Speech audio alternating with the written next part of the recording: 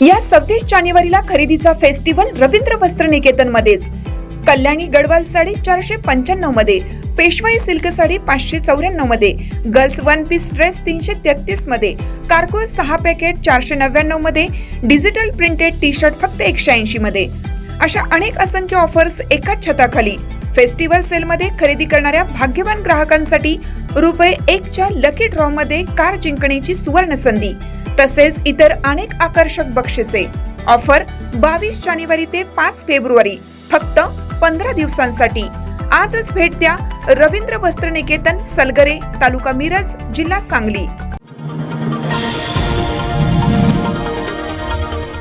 महापालिकेच्या सत्तेत भाजपाला काठावरचं बहुमत मिळाले, त्यामुळे भाजपच्या नेत्यांनी शिवसेनेबरोबर आता राष्ट्रवादी काँग्रेस शरद पवार पक्षाला बरोबर घेऊन युती करण्याच्या हालचाली सुरू केल्या.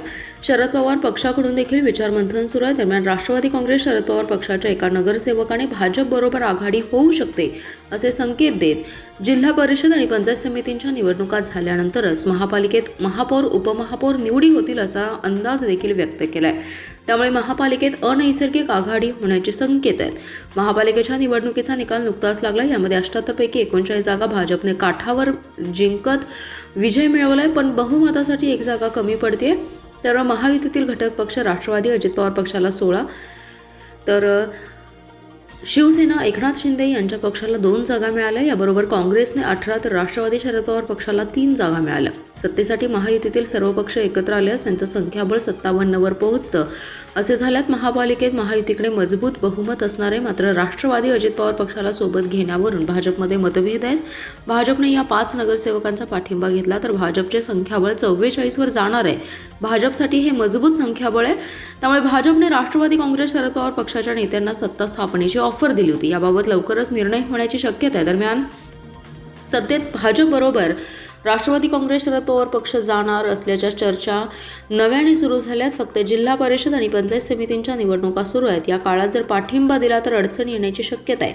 त्यामुळे निवडणुका झाल्यानंतर निर्णय होऊ शकतो. महापौर उपमहापौर निवडणूक देखील निवडणुका झाल्यानंतरच होऊ शकते अशी शक्यता राष्ट्रवादी काँग्रेस शरद पवार पक्षाच्या एका नगरसेवकांनी व्यक्त केली आहे.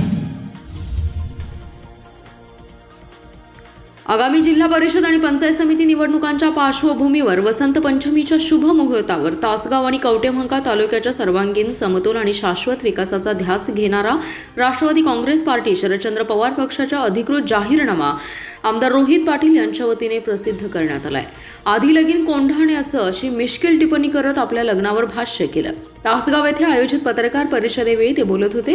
या जाहीरनाम्यात केवळ आश्वासने नसून ठोस विकासाचा आराखडा असल्याचे प्रतिपादन आमदार रोहित पाटील यांनी केलंय.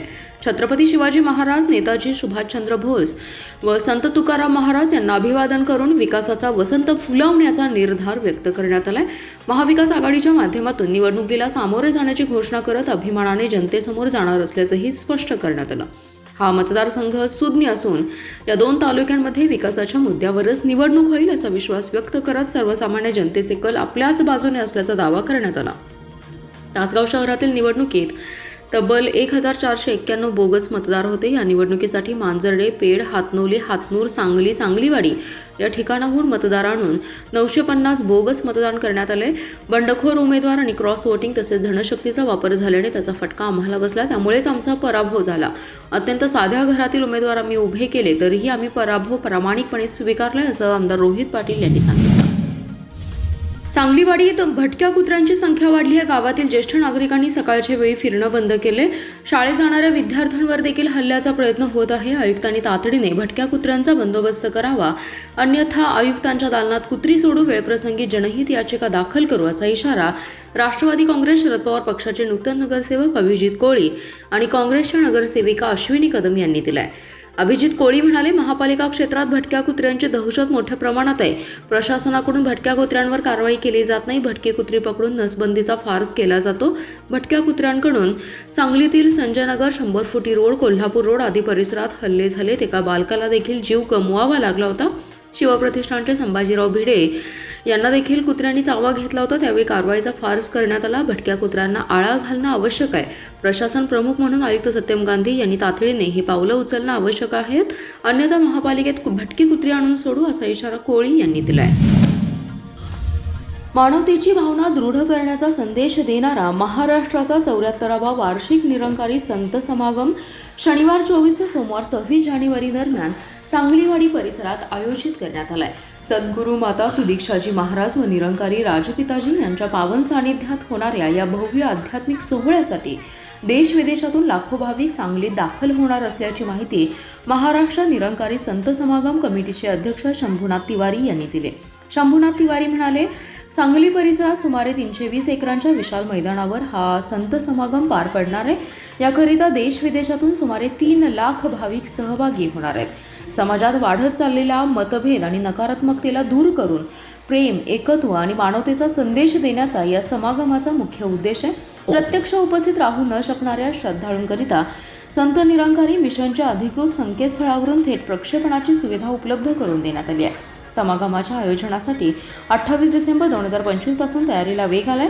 संत निरंकारी मिशनचे सेवक दल आणि स्वयंसेवक अहोरात्र परिश्रम घेत आहेत.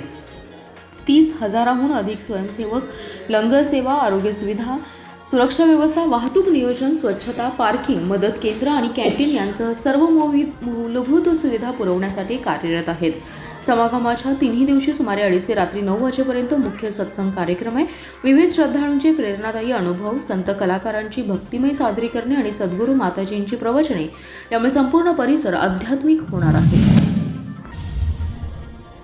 जिल्हा परिषद पंचायत समितीची निवडणूक शांत, निर्भयमुक्त, पारदर्शी, निपक्षपाती वातावरणात पार पाडण्यासाठी सर्व निवडणूक निर्णय अधिकारी व नोडल अधिकाऱ्यांनी परस्पर समन्वय ठेवून कामकाज करावे अशा सूचना जिल्हाधिकारी तथा जिल्हा निवडणूक अधिकारी अशोक काकडे यांनी दिल्या. जिल्हा परिषद पंचायत समिती निवडणुकीच्या अनुषंगाने आयोजित बैठकीच्या अध्यक्षस्थानावरून ते बोलत होते.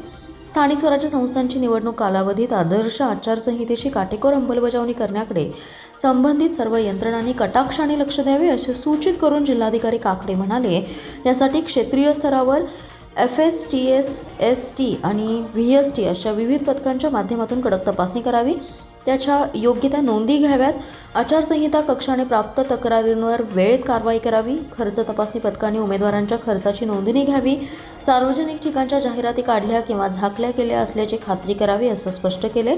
जिल्हाधिकारी काकडे म्हणाले, सर्व प्रकारच्या इलेक्ट्रॉनिक माध्यमात प्रसारित करावयाच्या प्रचारार्थ जाहिरातींचं पूर्वप्रमाणन, पेड न्यूज आदींबाबत आवश्यक कारवाई करावी, सोशल मीडियावर बारकाईने देखरेख ठेवावी, पॅम्पलेटवर मुद्रणालयान, प्रकाशक, प्रतींची संख्या नमूद आहे का याची तपासणी करावी, प्रचार कालावधी संपल्यानंतर आवश्यक ती खबरदारी घ्यावी असं नमूद करून त्यांनी या निवडणुकीत मतदानाची टक्केवारी वाढवण्यासाठी स्वीप उपक्रमांतर्गत विविध कार्यक्रम घेऊन ग्रामस्तरावर जनजागृती करावी, मतदान केंद्रांवर किमान आश्वासित सुविधा पुरवाव्यात असं स्पष्ट केले.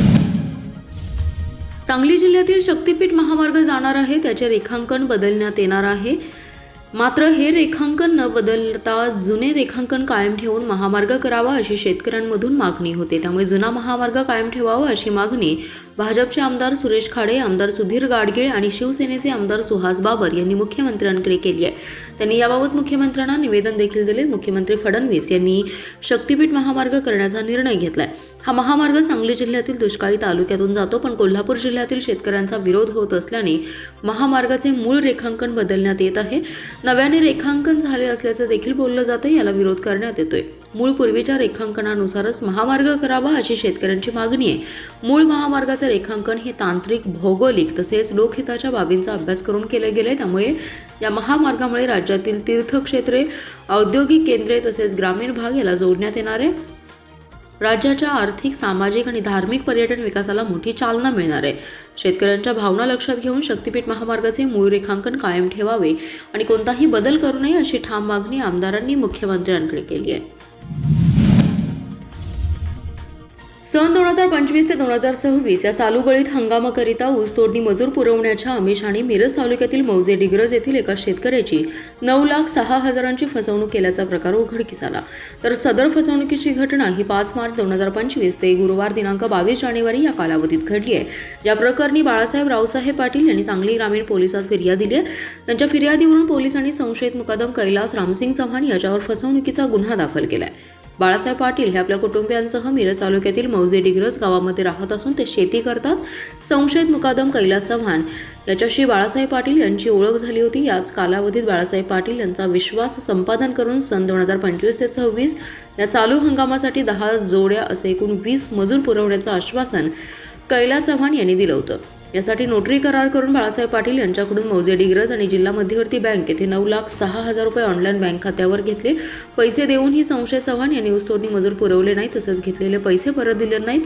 पैशांबाबत विचारणा केली असता उडवाउडीची उत्तरे मिळाली. अखेर आपली फसवणूक झाल्याचं निदर्शनास येतात बाळासाहेब पाटील यांनी सांगली ग्रामीण पोलिसात फिर्याद दिली आहे. त्यांच्या फिर्यादीवरून पोलिसांनी फसवणूक केल्याप्रकरणी संशयित कैलास चव्हाण यांच्यावर गुन्हा दाखल केला आहे. राज्यात नुकत्याच महानगरपालिकांच्या निवडणुका पार पडल्या. आता जिल्हा परिषद आणि पंचायत समितीच्या निवडणुकांची रणधुमाळी सुरू झाली आहे.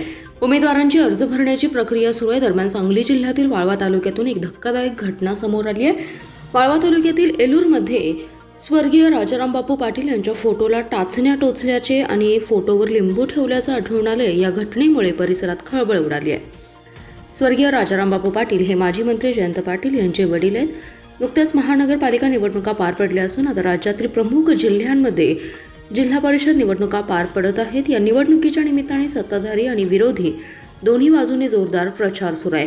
प्रचारादरम्यान आरोप प्रत्यारोप टीका टिप्पणी होत असते. मात्र पुरोगामी विचारांचा वारसा जपणाऱ्या आणि पुरोगामी चळवळीला ताकद देणाऱ्या सांगली जिल्ह्यात करणीची ही विपरीत घटना घडली आहे.